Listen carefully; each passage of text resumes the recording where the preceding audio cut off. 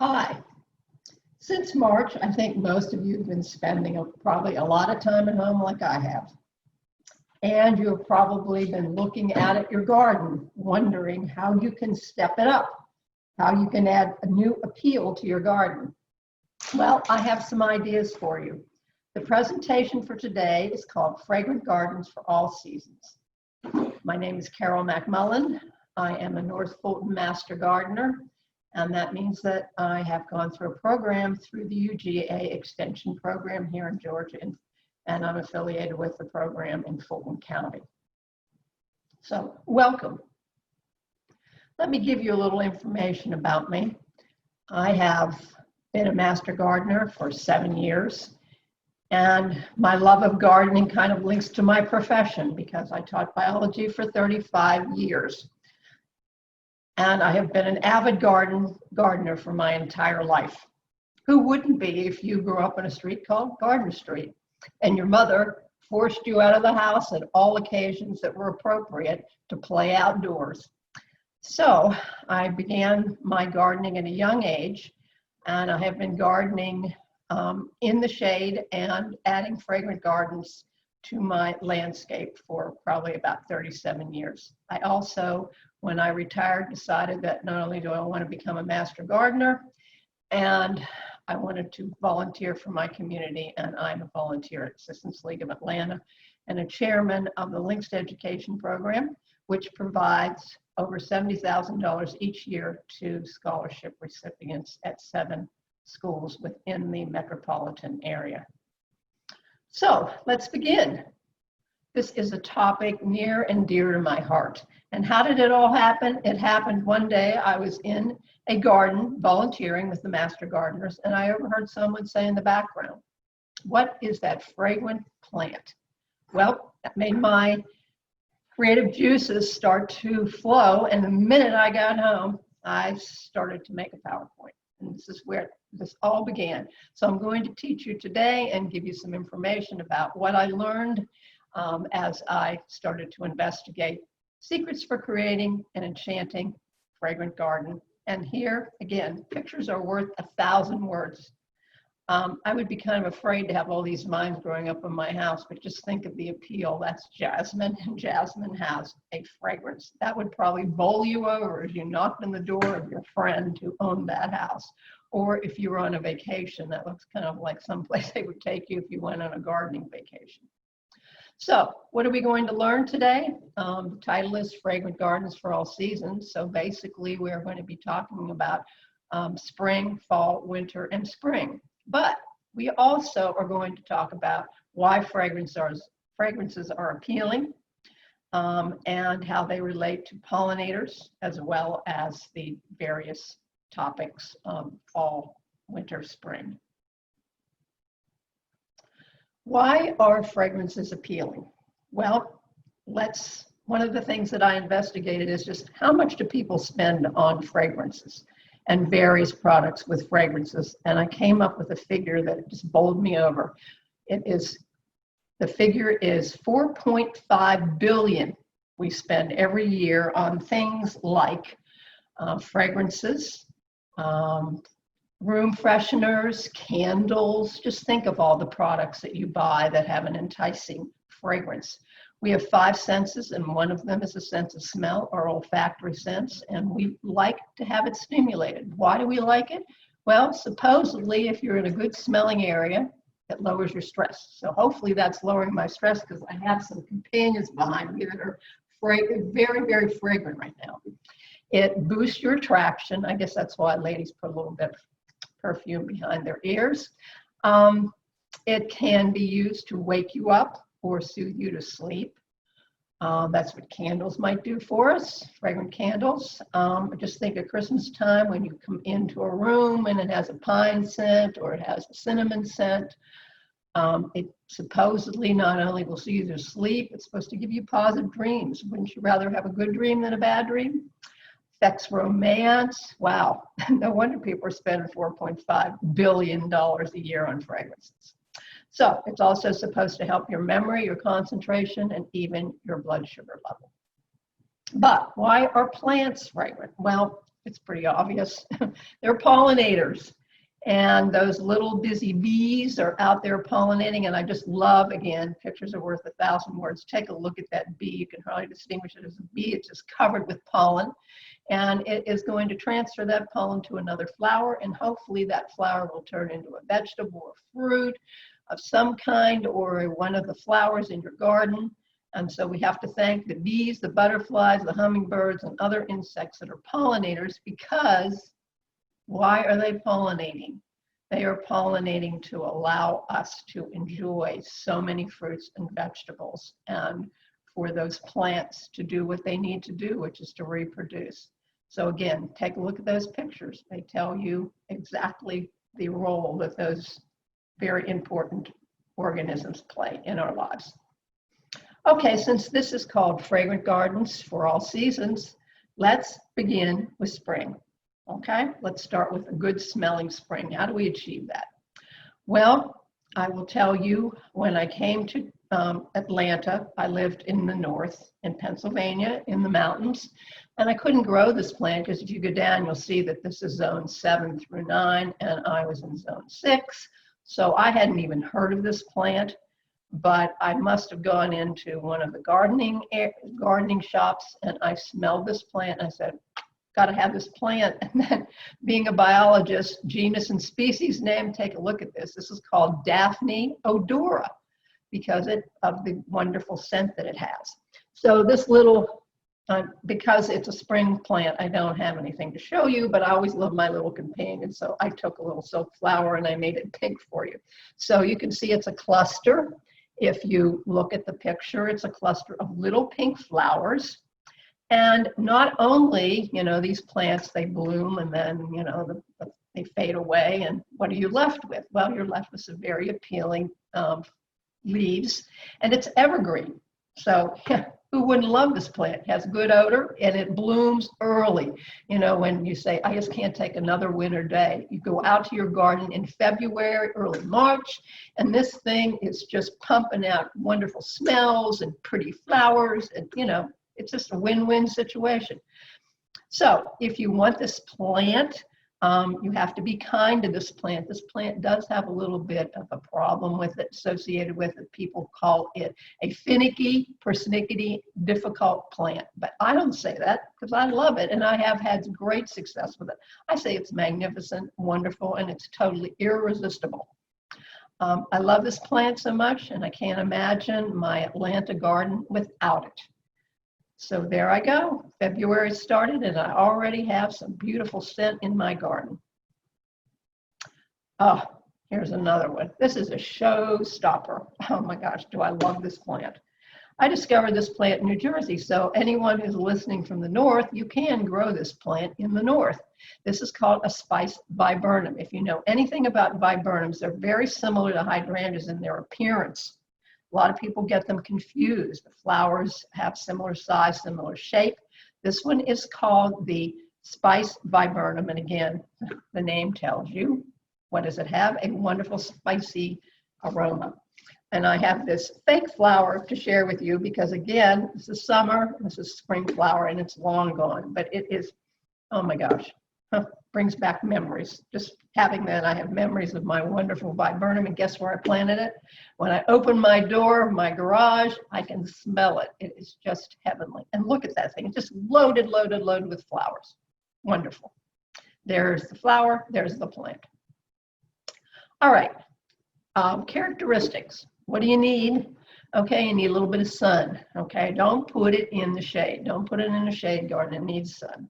If you have a little bit of, like partial sun, it probably will do fine there. It blooms early, and then once the Daphne's gone, wonderful odor and wonderful pink flower is no longer part of your garden. Hey, you've got this one stepping up to fill the void. It blooms in March and April, and the flower is pretty much the size of this. It's like the size of a tennis ball. So I'm a very visual person, being a biology teacher. I think that appealed to me. The reason why I wanted to be a biology teacher, I love the outdoors and I love the visual aspect of the course.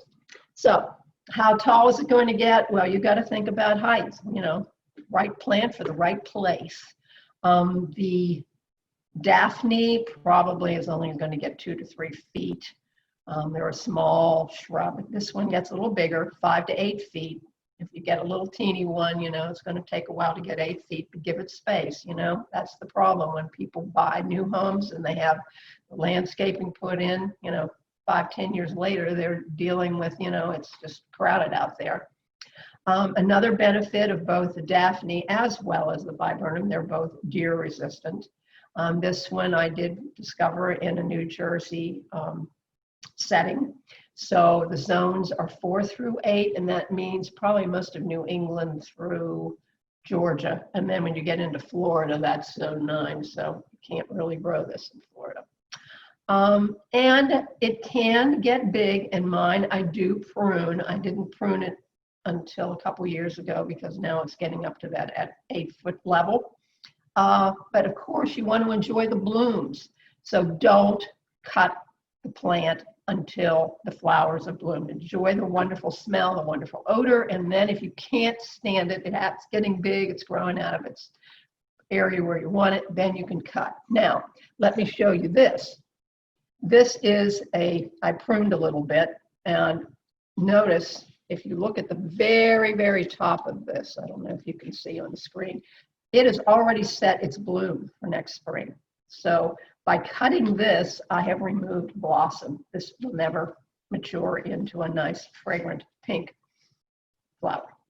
Okay, so warning, as soon as it's finished blooming, do your pruning and then hands off. Do not touch that plant after that. All right, moving on.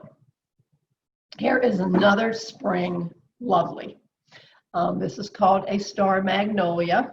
And it's different than the giant magnolia, the flower. I think this is actually the state flower of Georgia is magnolia, but this is a little different. This is called a star magnolia. It blooms in the spring, again, late February, early March, about the time the Daphne is blooming. And the only issue with this plant is that you just have to hope and pray that during the time that it is blooming, that we don't get a frost. Because it is, I've only experienced this beautiful blossoming star magnolia on maybe, I planted it maybe 10 years ago and it's bloomed for me all the 10 years, but it's gotten zapped by drought, not drought, I'm sorry, got the wrong thing, by frost, probably about 4 times. This year it was absolutely magnificent because we had such a warm winter. So I got to enjoy the absolutely exquisite beauty of this plant. And so there it is. And look at it. It's just filled with flowers. It does lose its leaves. It's not evergreen. So when the flowers bloom, they're just not in competition with the leaves at all. So you just get this big, big surge of blossoms and odor. Okay. Now it's not as odorous as the Daphne or the viburnum. Those two are just, you can't leave your house if they're, you know, right outside your door without smelling. This one you may have to invest a little walk and get up close and personal with it to smell it. Okay, what else is in the spring? Oh, I love daffodils because they're deer resistant, and I live in an area where there's plenty of deer. So I'm always looking for something that's deer resistant. So everything so far is deer resistant. And if you're planting bulbs, daffodils are what you want to plant. And surprise, some of them are fragrant. Now, not all of them. There are a few of them that are fragrant. You can actually, if you go into internet and you look up scented or fragrant daffodils, you can sometimes buy a whole bag of assorted varieties that have a fragrance to them. So anyway, here's just some examples of different ones. And I'm not going to really go over the names of these or anything, but the geranium, that is not a mistake. There is a daffodil. In fact, it's this one right here, the white one with the orange center, that is called a geranium.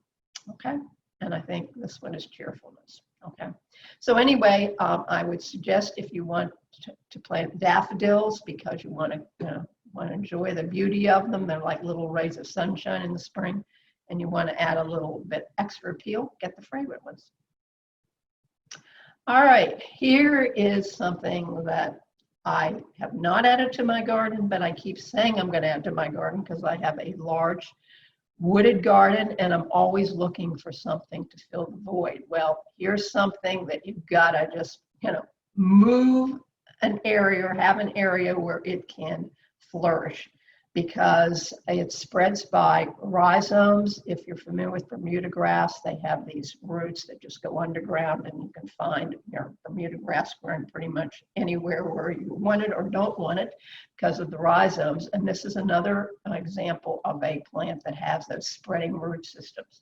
So if you plant it, it will take over its space. So if you want that and you've got some partial shade or full shade, here you go. Here's a solution, and those little bells have a little fragrance associated with them, and they're just absolutely great for a woodland garden. So if you're looking for something for a woodland garden and you're listening from Georgia or you're listening from the north, hey, this grows pretty much anywhere in the United States, probably even in Maine. I don't know about Alaska, but I didn't look up the zone, but zone 2 through 9, so pretty much anywhere in the United States. But it does like moisture. So give it some shade, give it some moisture, and give it some space, and there you go. All right, oh, being a northerner, what northerner just doesn't love lilacs? The lilac odor is something that is just permanently embedded in my brain. I love lilacs, but they do not do that well in Georgia. I do have a Miss Kim, and I wondered, it didn't bloom, it didn't bloom, it didn't bloom. And I was presenting this program to the Milton Garden Club, and I had somebody raise their hand and said, oh, I have a Miss Kim, and it didn't bloom for 5 years. And I said, hey, join the crowd. Mine took 5 years also to bloom. So if you live in the South, I do suggest, Miss Kim, to be patient, patient, patient. And since the 5 years, it has been blooming. But also, I am amazed it just doesn't have that fragrance that the French lilacs from the north have. So you get the beauty of the flower, but you don't get that fabulous odor. You get an odor, but not that just wow me over kind of odor. And then there's another one that'll grow here, and it's called Boomerang. It's a brand new hybrid, and it will bloom more than once. Doesn't bloom continuously, but it'll bloom more than once. All right, so here's what we have. You can see that they do very well in the north as well as the south. Miss Kim, interestingly enough, will take a neutral pH. Boomerang likes a little bit of acidity. They both have this purpley flower. They both, looks like Miss Kim can spread a little bit more. They're both about 4 to 5 foot tall. And as I wanted to tell you, and I'm going to just say it again, they may take several years to bloom and mature. And again, deadheading, it does help. So if you remove the flowers, it will help next year's season. Okay, so that's my tale of two lilacs. All right. Oh, wait, I'm getting ahead of myself here. Okay. Now, we've talked about bulbs, which are the daffodils. We've talked about shrubs, which are the daphne and the lilacs and the viburnum. So now we're going to talk about vines. People get these confused. We have this yellow flowering vine, which is a jasmine. And jasmine will only grow in the south. You can see zone 7 through 8. It's evergreen. That means the leaves will be there all year long. They do shed once in a while, so you will have to pick them up if you want them just to decompose. You can let them decompose. This is a native. It is a state flower, South Carolina. It is a native. Blooms in the late winter, early spring. It's easy to grow, which means you probably need to prune it, because it is a vine and it wants to vine all over the place. So you need to prune it. And the fertilizer, you could use 10-10, but I looked this up and it said that you should fertilize it in the spring. Most things you want to fertilize in the spring because they put so much energy into it. Like this one put so much energy into its blossoms that it, could use a little bit of help. So zap it with a little bit of 10-10-10 or 12-6-6 if you want to, go by the book. Both of them will make the plant happy. All right, fragrant plants of summer. As I said, I want to make sure that you know the difference. And this picture really, again, pictures are worth 1,000 words. Look at that flower. That flower is large, much larger in the jasmine. It has a totally different look to these little mini white flowers of the jasmine. Both of them are equally fragrant and they do very well. Again, you have to keep them under control because they want to take over as much space as you're going to allow them to have. So if you keep cutting them back, you're allowing them a lot less. All righty, so hopefully now you know that these are two different plants. They're both evergreen. They both bloom. The jasmine blooms in the early summer. The jasmine blooms in the late spring. They're both deer-proof and they're poisonous. So if you have a puppy who's out there chewing on different plants, keep them away from your jasmine or your jasmine because they are poisonous. And the daffodils they're deer resistant because the bulbs are poisonous. But that's, they're underground, they're soil are covering them. So I've never heard of anybody going to the emergency room because they've been poisoned by a daffodil or a jasmine or jasmine. But anyway, just to tell you. Okay, zones, they both like the same zones, 7 through 9. They both like sun. Fertilizer needs are a little different, but again, 10, 10, 10 will work for pretty much any plant. All right, again, pictures are worth 1,000 words. Look at that jasmine just taking over that arbor. What a focal point. Now, I've got my companions. I don't know if you can see behind me. I've got some companions here. I am going to reach back and pick out my first companion. All right, here we go. Here is the plant that I'm going to discuss now. Gardenias. And they are blooming, guess what? In the summer, right now. It's August, and some of them have bloomed earlier, a month or two ago in early summer, like in June, and some of them are blooming now. Okay, there are some varieties that bloom more than once, and this is one of them. Now notice the flower, it's a single flower, because I'm going to show you some that have a double flower. So here we go. Here's the single flower. Oh my gosh, lovely. All right, evergreen. It's going to be nice and lush and green like this all the time. Look at this beautiful plant. Compliments of Pike's Nursery, which is a nursery in Georgia, in Atlanta. This particular variety is one of those that blooms more than once. And again, I don't know how people could not love this plant. If you live in the South and you live in zone 7 through 10, you got an evergreen plant, you got a plant that can bloom more than once, and it's got a lovely fragrance to it. It comes in 3 sizes, so it'll fit pretty much in any garden. You can get the small variety, the middle size, or the tall one. This one happens to be one of the middle variety ones that will get like 4 feet tall, okay? And this one, most of them want a little bit of shade. They don't want to be out in that bright, bright, bright sun. So give it a little relief from the sun. And so that's it. That's that one. All right, moving on. If you want a bigger, more splashy flower, let's go on to my second companion for today. Reaching back. Oh my gosh, I'm going to keep this. Look at this lovely, lovely plant. I have this lovely plant. Doesn't it look like that one? That's because it's the smallest variety of gardenia, so they come in different sizes. This one is kind of going to max out. This is pretty much its a mature size. I'm just in love with this plant. I've had it for about a week in my outside waiting for the moment to give this presentation, and it's just so enticing. I've got to keep it. This one is the dwarf. Okay, and it's only going to get about 2 feet tall. Now, I have seen some radicans that are even smaller than this one, and I fell in love with radicans because I was on a garden tour, master gardener garden tour, and somebody had a brick wall like foot tall, and then they had planted it right at the top of the wall, right on the edge, and it was just cascading down and providing us with this just lovely odor. Now, look at this radicans. Can you fall in love with this? Look at that flower. Lovely, lovely flower. It's a double. Okay, and look at it. It has richly rewarded me with probably, I didn't count them, probably 30 flowers Maybe after this is all over, I'll count them, but let's just say third. All right, oh my. Okay, moving on. All right, we have the August Beauty. All right, what an apt name, it is a beauty.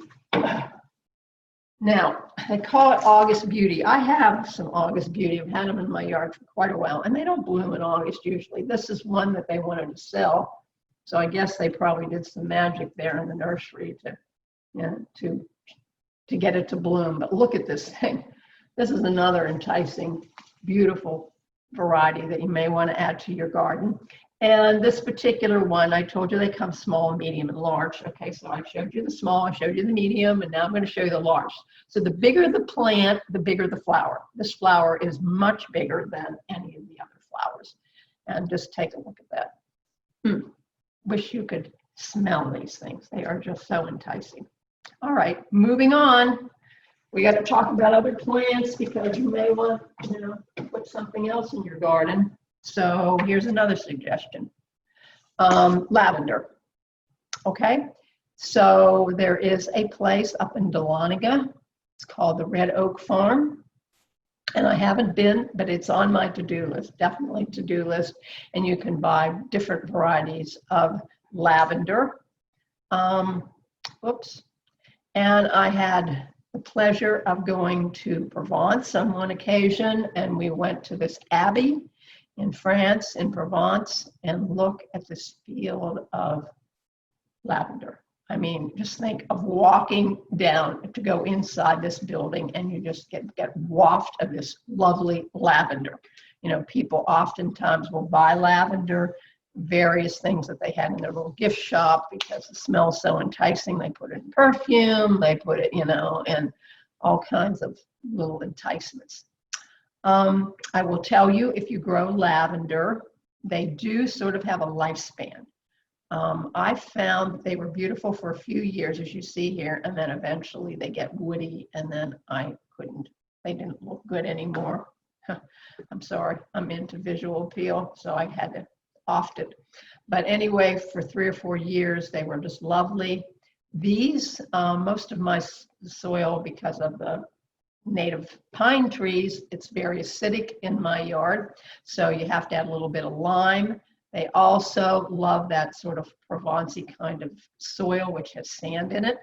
So I suggest that you add just a little bit, don't overdo, but put a little lime in your soil, add a little sand to your soil, find a sunny location, a place where it's going to be happy for, its 4 or 5 year lifespan, because it doesn't like to be moved, and it's very drought tolerant.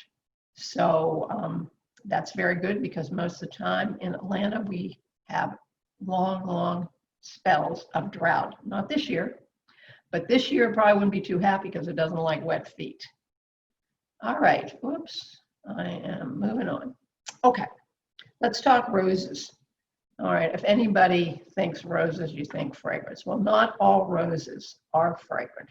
Some of them are more fragrant than others. The old-fashioned varieties are fragrant, and then they've been playing around with the genetics, trying to create more colors and more petals and more lovely, bigger and better.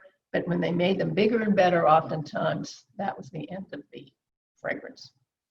There is one variety that comes out of England that was perfected by a man called David Austin. And the Austin roses are all fragrant. He worked on hybridizing, and everything that is a David Austin is fragrant. And I don't know too much about roses because they're very finicky. But if you love roses, you want a rose garden, if you ever become the first lady and you get to plant some roses in the White House rose garden, book into David Austin. There you go. All righty, here's our southern magnolia that I mentioned. These are huge trees. So, a big space for them.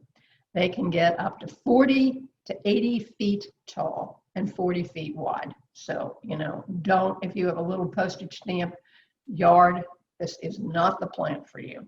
They have a wonderful fragrance. The blossoms last for quite a while. May through June, and they do drop these very large leaves. So if you have one, and people that I know that have them and love them, they have a whole section of their yard and put mulch down, because when those leaves drop, if they drop onto your lawn and you don't pick them up immediately, they can kill your grass because the grass can't get any sunlight. So take that into account.